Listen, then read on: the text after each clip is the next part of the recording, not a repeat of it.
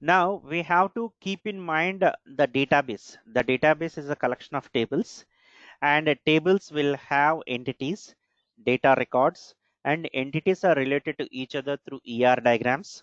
That particular structure you should be able to understand it. Okay, and back end में these relationships will work out. Let me say front end may we have this one to many, many to many, and many to one relationships. Here we have to establish between this. Previously from recruiter to JD, it is many to many. It is many to many, and that is made to like one to one, like one recruiter, like it has made from one to many. It is like one recruiter can go with multiple what we say JDs, but one JD will go with only one recruiter. From that it is only one to one, so other recruiters cannot happen. So the relationships there, like if you give one JD to one recruiter, you cannot share the same JD with another recruiter. Right. Right. So that is what we have to establish the relationships here. Back at May, the base of these relationships is all about the databases. If you have an idea about the databases, this becomes easy for us. Yeah. So we had to connect the entities basically, Right. Though these are all which the entities. entity relationship. These are all Yeah. the entities, and front end may we call them as classes. Recruiter is one class. Okay. JD is one class. Okay. Timesheets will be one class, and the relationship between these classes we have to actually form up here. Right. These are all classes. All these granules, we'll say from the candidates is one granule, client HR will be one granule. Like how these are related with each other, we have to understand how the data goes from one entity, one class to another class, how the data is being managed. We will understand here. Got it? Clear on this? Okay. Yes. Yes. Got it. Got it. Now got So it. That mapping thing. right. That is what we are discussing. That means you can't. That's the business rule slowly comes from there. Business rules slowly comes from Yeah. there, right? So that is what the impact we have to actually understand here. Got it? Now we will understand about okay, here if you see in this, okay, we have to understand about the strategy analysis, how we have to adapt it to the strategy analysis, how we have to extract the information from the case study and map onto the strategy analysis. This is what we are going to discuss now. And for that we should have a clear-cut understanding before we could make anything. Like we should know six knowledge areas may already we have covered: business analysis, planning and monitoring, and then we have covered illustration and collaboration, and then we have covered requirements lifecycle management, and now we are going to discuss about a strategy analysis. Okay, now strategy analysis, what it describes, we need to understand. It describes about if you see, strategy analysis has four tasks in it. One is analyze the current state, the second one is define the future state, third one is assess the risks, fourth one is define change strategy. Okay, these are the four tasks are there. Now what we have to do is that we have to start each you have to start analyze the current state, understand the reasons why an enterprise needs a change.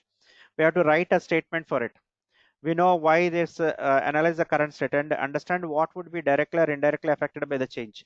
Already we have analyzed this, both we got both these sections here, right? We have analyzed this, both these points are analyzed here, and then we have the description part of it. Okay, what inputs it is going to take, and what are the elements of this, we have to understand it. Okay, inputs, we have this illustration and here, and then you have to understand the elements. In elements, please, now I want you to go through this business needs and write down, each one of you please write down the business needs and organization structure and culture. Please write it. You remember, now you start writing in your notes that what are business needs, what is organization structure. Please do it. Okay, please write these elements here: business needs, organization structure and culture.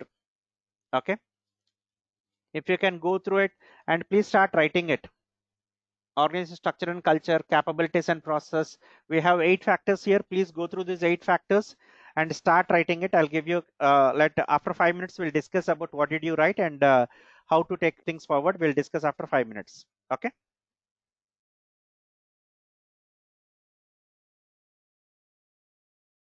in this way. Business need is something like they want the invoice to be raised quickly so that the fund can be can be released immediately, because it's like because the invoice is taking time for them to raise an invoice, is taking time. We want to reduce the time for the generation of the invoice. So business need mostly it focuses on the delayed payments are happening because of the late invoices, so we want that cycle to be little quick. Okay, we want funds early, Yeah. right? Yes. Business need would Yes. be Yes. like we So want that's the why fund. I write down that payment should be get faster. Right, exactly. That is the business need. To be very fair, Yeah. if I am the owner of this particular organization, I want fund first. And suppose if a accounts manager ka perspective, accounts officer perspective would be like he wants to generate invoice quickly. Fund is something like, you got me. Main as a owner, my focus is on the fund. As a accounts manager, his focus mostly would be on the invoice. He wants to reduce the time for generating invoices. There the requirement has been little different there. All right, so maybe identified at Right. different levels of the organization. That means you got me. My as a owner, my need is different. As a business, let me say, as a accounts officer, his need is different, right? And it's like we have to understand from that perspectives. You got me? And organization structure and culture, what did you write on that? Yeah, for that, as company is not in India, means it's a Germany-based company, so there will be the time zone Hmm. and possibility the collaboration time and this thing and the culture of the both the countries are different, Hmm. right? Working culture as well. Hmm. Hmm. So there will be the issue with the collaborations or something. So we need to adjust with that. So that is the Okay, organize and here, here, organization wise, this is very small organization, Anita, I can say. here we need not worry about Hmm. the collaboration part.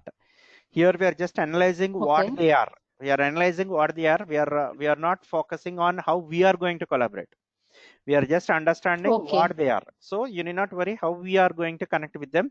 It is only what they are. Only we are going to see what is their culture, what is the time zones, like what is the beliefs, faith, what festivals they are going to celebrate, the how what holidays they actually follow, like uh, like what is the belief Mm-hmm. that, and in the office what culture they follow. Okay, until IT has come into India, we used to work actually 6 days a week or 5.5 days a week, right? After IT has Right. got into picture, then India has become like 5 days a week. Still many organizations work 6 days a week, right? You got, so that organization culture, structure and culture we need to understand. And we have to understand whether these recruiters are reporting to accounts officer or not. Here we have to understand it. Are they reporting to him or they are not reporting to him?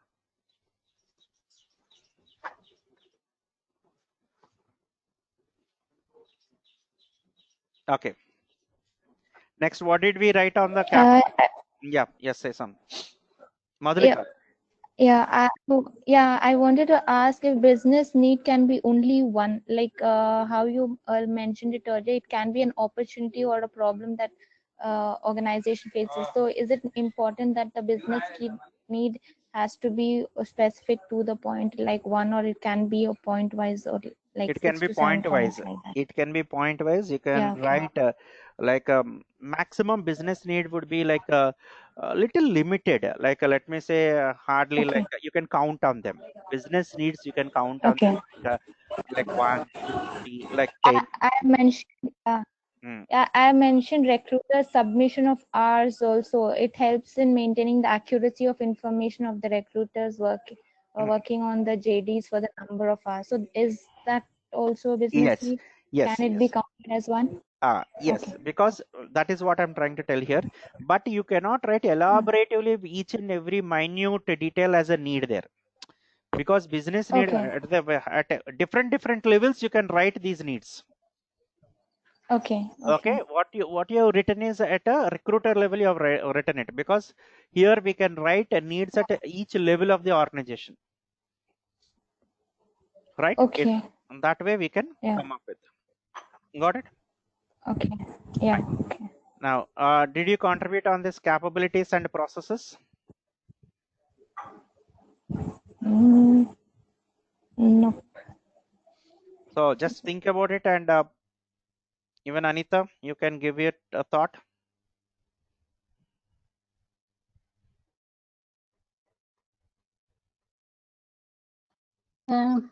Yeah.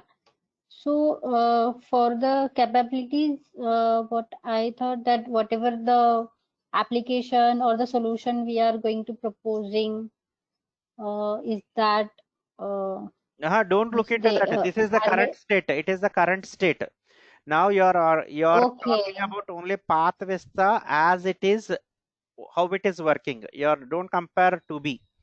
It is only as is means current state, how they are now. Only that you have to assess it. We need not actually later on add that. That is not there. It is only what they are. We are just assessing what they are now. What capabilities they have, what processes they have. We have to understand it. Capabilities means Yeah. now what is that? Yeah. Go ahead. Okay, I can tell you in this way. Um, I can give you one scenario. Let me say there will be some people who work who do just data entry work. But if you see their qualifications, they can be like engineers, graduates, like that.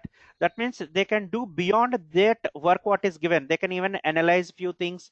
They can even write some statements there, like that. They are capable of doing that work, but they will be just limited to doing cut, copy, paste job, likewise. And sometimes people have capabilities of do extra above their work, but they will be restricted. That is the capabilities, like what they are, how they, what capabilities these people have, that environment have, that space have, that we have to understand.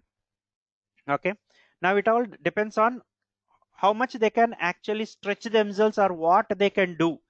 Even though the current area is like that, what they can do extra, or what extra capabilities they have beyond this, what their work is the duty.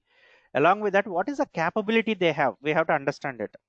And capability slowly increases because of your work, because of the new learnings, because of the thought process, capabilities increases. So that we have to understand. Okay, so capability, we have to understand capabilities because of I'll tell you, suppose if there is an innovative leader in the team, definitely the capabilities of the team will be improved a lot, because that guy would be giving some suggestions on the best practices, or what is the, like, innovatively they may come up with some initiatives. So that may be coming up there. So I want that using the capabilities. Okay, you got me. So capability centric means we have to understand how we have to make it up, what they're capable of doing it, and are they able to do that as per that capability or not. That is what we have to see, right? You got me. So we have to look into the capability part of it. So what is the capability of the present team in the process? You have to understand it. Capabilities, we have to understand it. Okay, and then we have the process centric. Then we have the process centric. Okay, process centric means, like I'll tell you, sometimes we keep on holding on the old process, and that may be sometimes may be outdated. You have to improve on the process every time. You have to bring in improvements, then the process will be more efficient. So presently understand what is the current process that we are undergoing through. Okay, so that we have to understand the capabilities, and we have to understand the process. In this particular case, let me say recruiter is there. Recruiter and recruiter capability is let me say recruiter's extra capabilities. Suppose I'll give you one. Recruiter has worked on Java profile. Okay, and another recruiter also works on Java profile. Like instead of doing it, we can make one guy, he works only on Java profiles, another guy works only on .NET profiles, another guy works on only the database profiles. Like, we can make it in such a way, we can make improvements in the process, and thereby we can actually make these people capable. We can improve on the capabilities of deliverables as well. You got me. You got me what I'm trying to tell you. Now whatever the present case Yeah. study says, that a recruiter, a small recruiter, he just once a JD comes, based on the JD he types in the job portal, he extracts information and he just publishes it. Only in that way it is there. If you make some changes in the existing processes, that means if you make one guy specialized Java recruiter, specialized .NET recruiter, specialized tester recruiter, like that, if you can make it, these guys would have that that specialization, right? He'll be knowing so many people in that. Now the guy who handles testing profiles, the moment he looks into a JD, he can easily understand, okay, for this JD I have like 10 people suitable or 20 people suitable, like that. This guy will start understanding it if you give specializations there. You got me? That is what I'm trying to speak about, the capabilities and processes. But possibly the current process we say simply saying that, okay, process is defined, you do like this, they do like that. Okay, present scenario may nobody is given any specialization there. If you look into the current state, nobody is given any specialization. So that is what we have to think about it. Got it? Hope you got an understanding what I'm trying to speak here. Yes. Okay. Now. Yeah. Any So inputs in the capability, Hmm. I have one query, right? Please. Means is it correct that in the capability I have also mentioned that their workload, basically if one recruiter doing 50 requirement work, or like they have to do monthly 300 each, means this kind of data also as a part of capability and capacity. Yeah. Just And it is also part of the so process as well. so that I have written. So I just wanted to check, is it the part of that as well? Now capability means, I'll tell you what extra in this capability centric means. Okay, I'll give you a capability example. Let me say in your team there are like 15 members working. The project manager is going on for like a couple of months leave.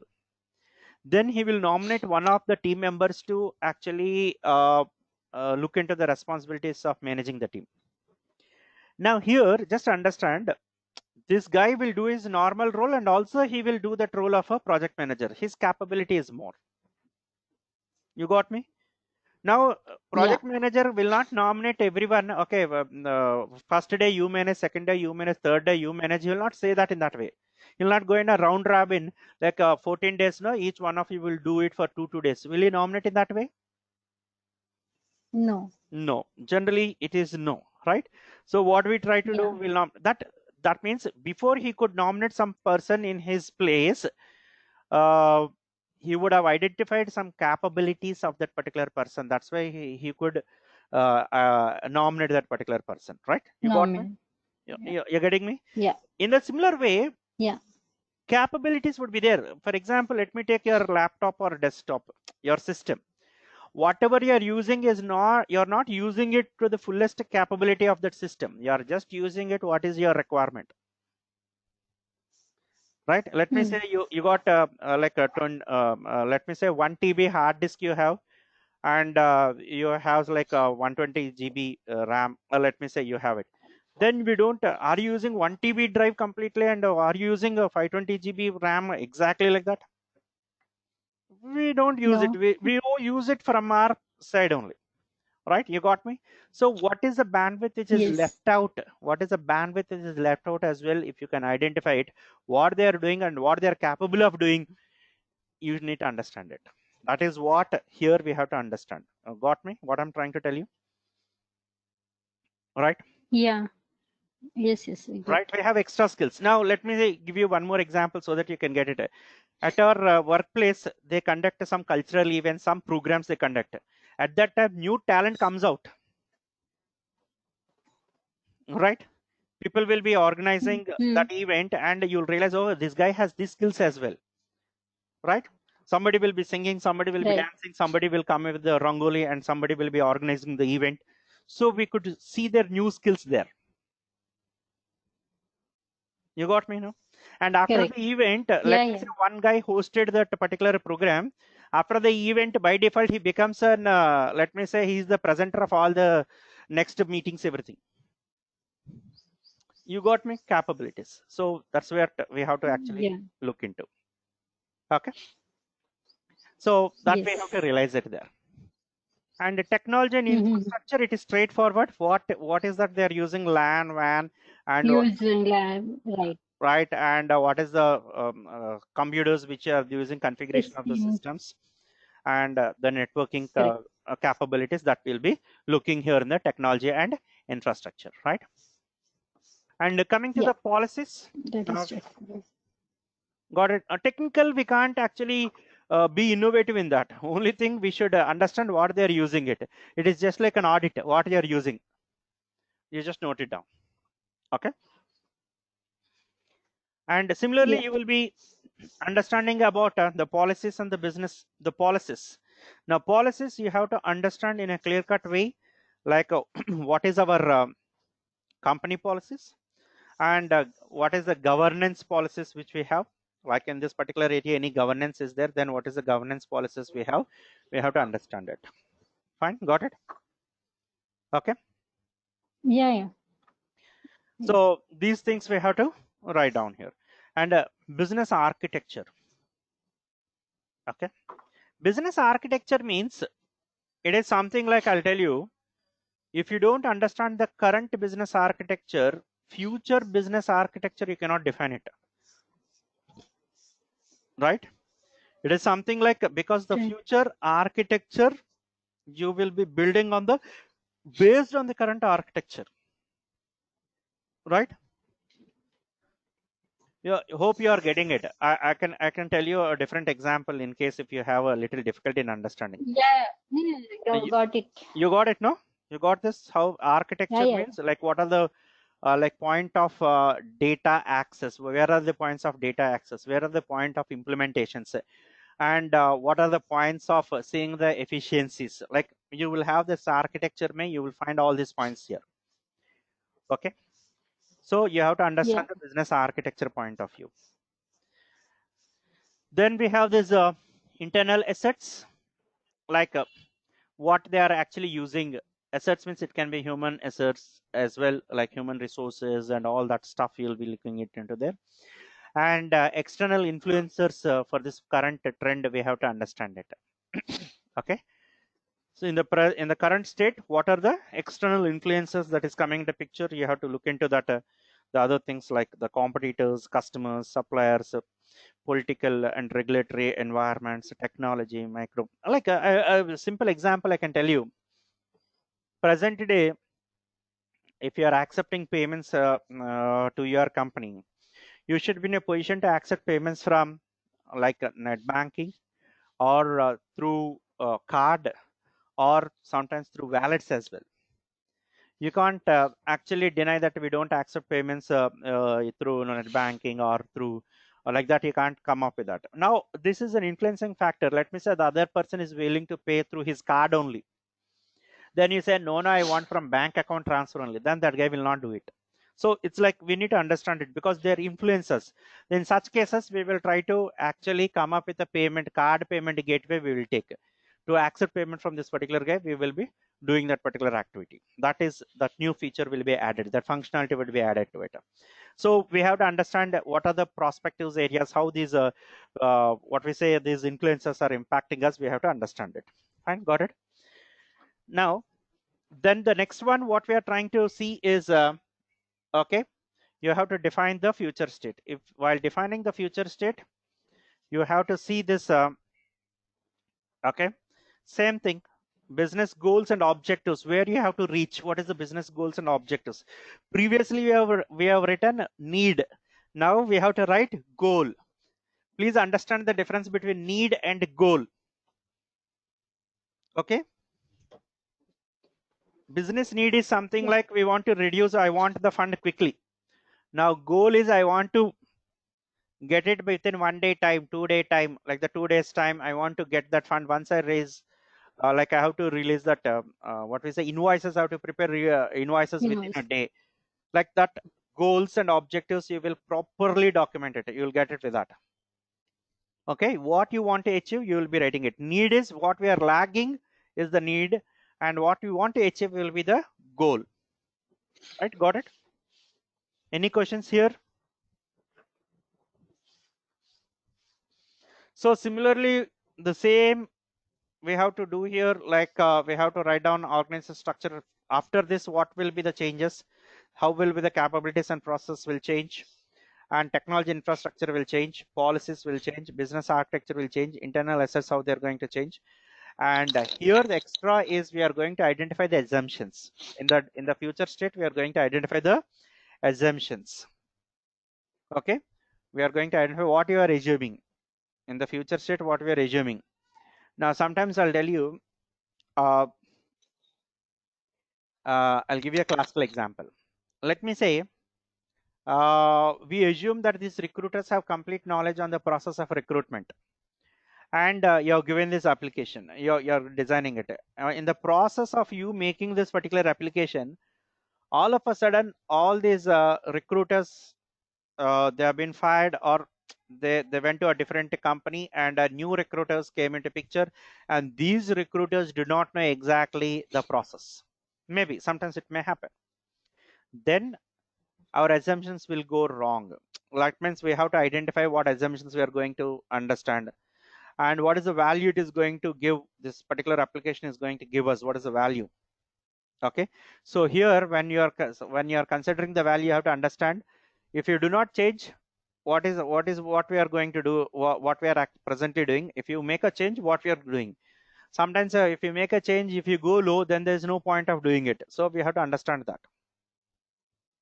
Got it? And then we have to identify the KPIs, key performance indicators. It's a must for us. KPIs is a must. That means key performance indicators, like we have to establish what are the key performance indicators for us to achieve this future state. What is the key performance indicators we are going to use here? We have to understand it.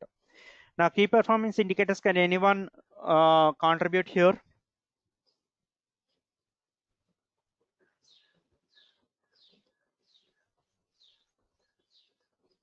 Key performance indicators. We can say that where that 5 days is taking to for time sheet, it is now in a 1 day or something. Is it the key performance? Right.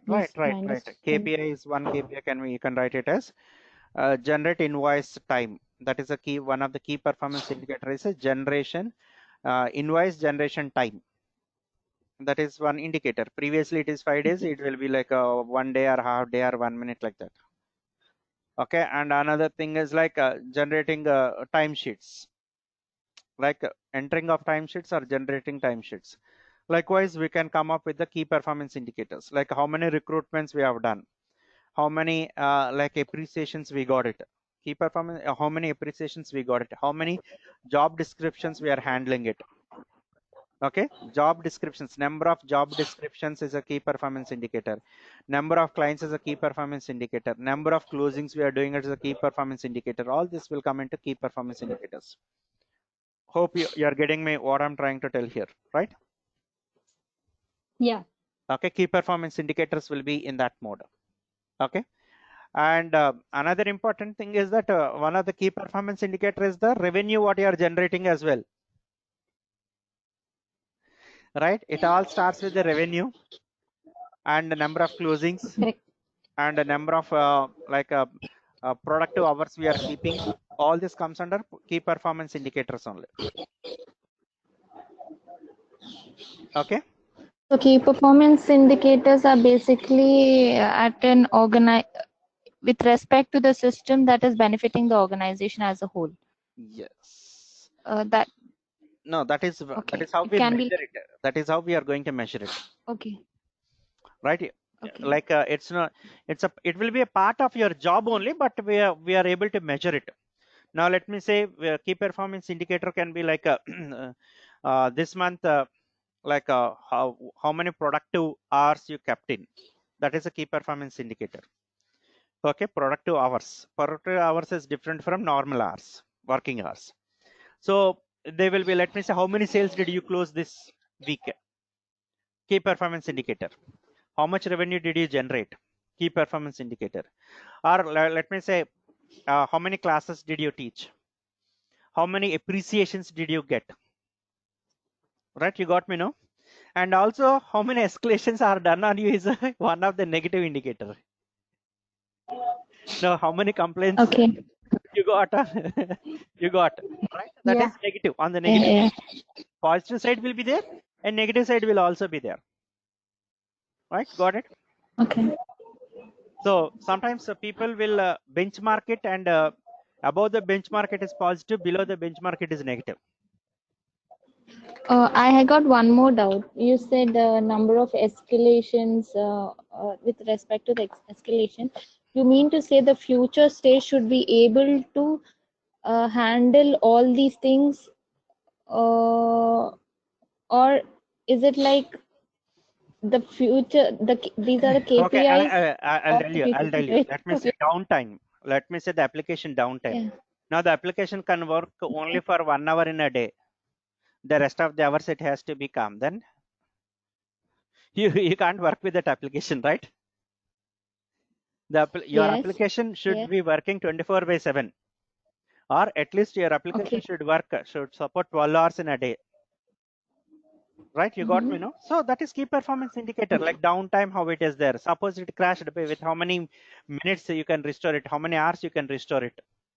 There's so many parameters. So, so it means that my future state of the system should be able to handle all these things. Right? Uh, Right? You yeah, got me, okay. no? Okay. So all Define this, future state. Yes.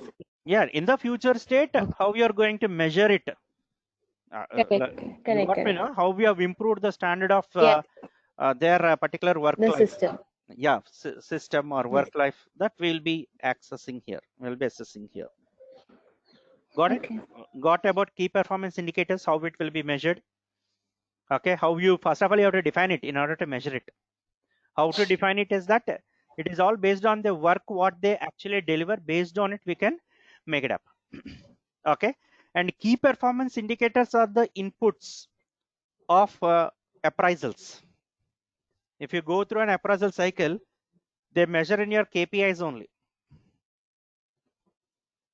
Okay, they measure in your KPIs only. Just for information sake, Yes. I'm trying to tell you. Yeah. Got it? Yeah. Yeah. And the rest is organization strategy. And then, okay, got it.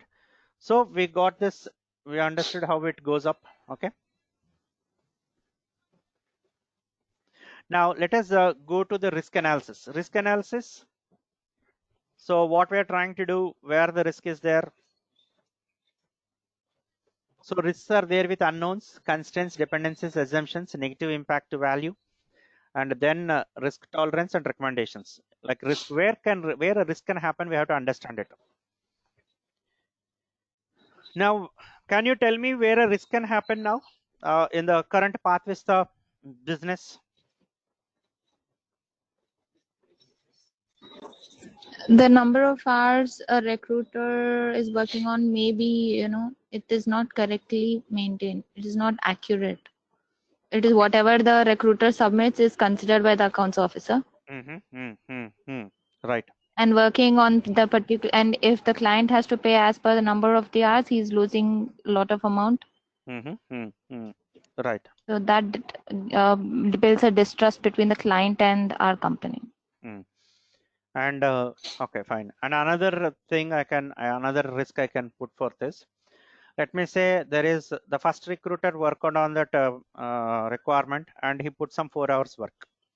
The second recruiter may also work the same 4 hours, like whatever the first recruiter worked the same 4 hours, he may also do it. In case there is a risk of this guy repeating the same work once again.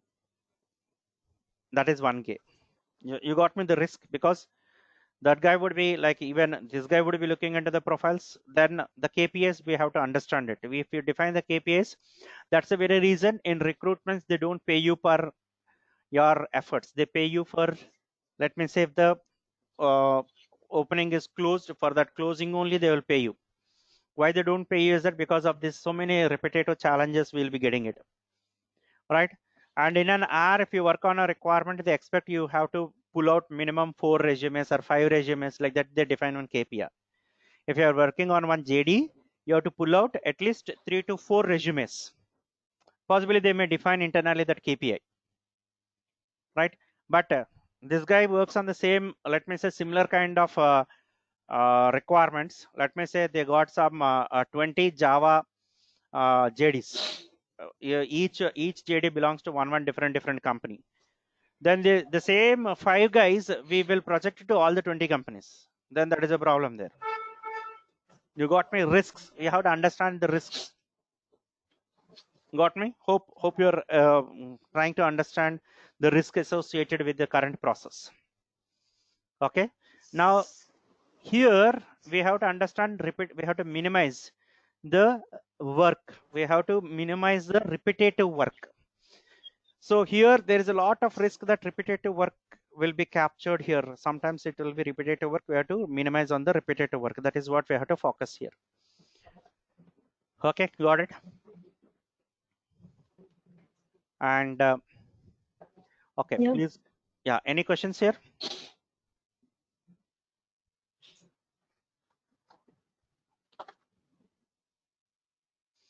Okay, fine. And after that, we will be like the next one is a change strategy. The change strategy, let us, if you see the change strategy, we have the solution scope, gap analysis, enterprise assessment, change strategy will be there. Okay, just go through it, understand it, and complete it by today. And tomorrow we'll have a discussion on this. Fine. And maximum tomorrow we'll go to the next one, that is requirements analysis and design definition. That as well we'll cover it up. I want you to contribute. If you actively contribute only, you'll understand the subject, you'll connect with the subject. Got it? Clear on this? Okay, fine. Please work on it and upload your So we documents. have to write down all. Right, we have to write down each and every point. Right, we have to write down each and every point here. Okay.